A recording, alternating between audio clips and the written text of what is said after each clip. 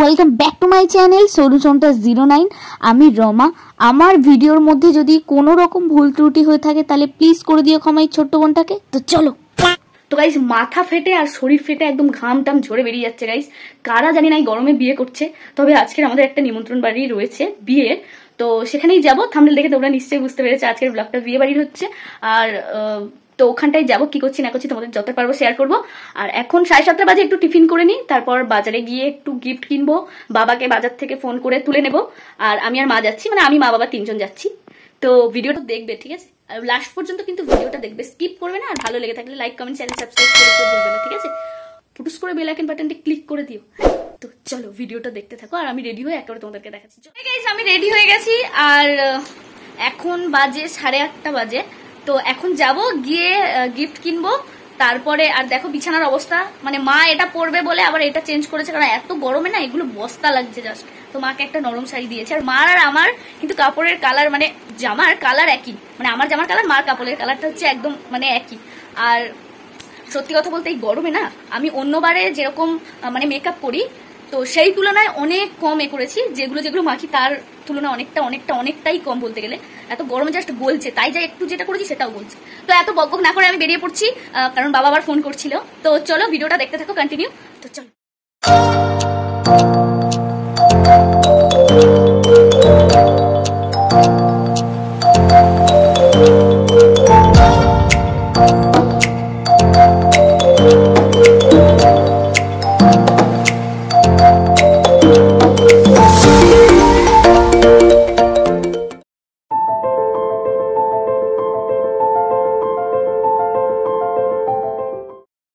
তো গাইস আমরা গিফট কিনে একেবারে ভিলায় পৌঁছে গিয়েছিলাম, আর গিয়ে দেখলাম এখনো ভিলাটা মোটামুটি ফাঁকা রয়েছে, তেমন ভাবে কোনো ভিড় হয়নি।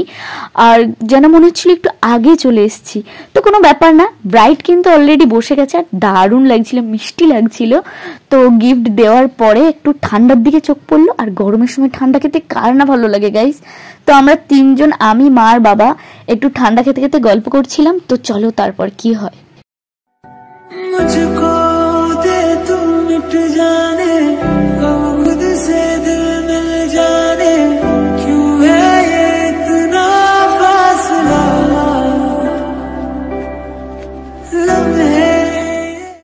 তো গাইস আর পারছি না, এবার বেরিয়ে পড়েছি, কিন্তু কি কি আছে শাটারে তাই দেখার জন্য না খাওয়ারও জন্য, কারণ অনেকক্ষণ ধরে পেটে ছুঁচো ডন মারছিল গাইস।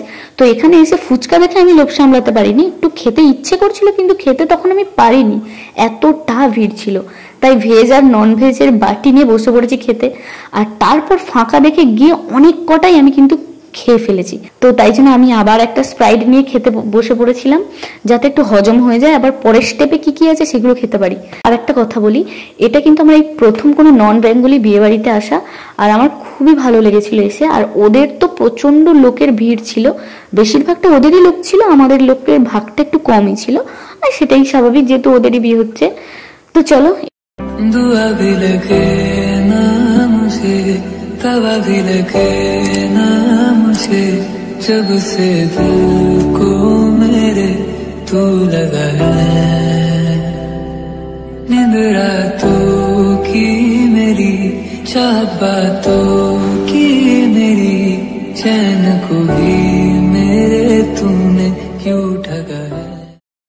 তো গাইস এবার মেনুতে চলে এসেছি।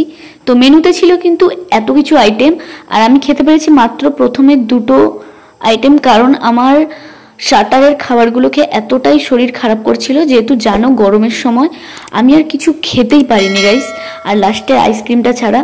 তাই একটু হজমের জন্য বাড়ি ফেরার পথে আর একটা ঠান্ডা নিয়েছিলাম, আর হাজমলা দিয়েছিল, ওটা খেতে খেতেই বাড়ি চলে এসেছি। আবার একটা নেক্সট ব্লগে দেখা হচ্ছে, বাই আর গুড নাইট।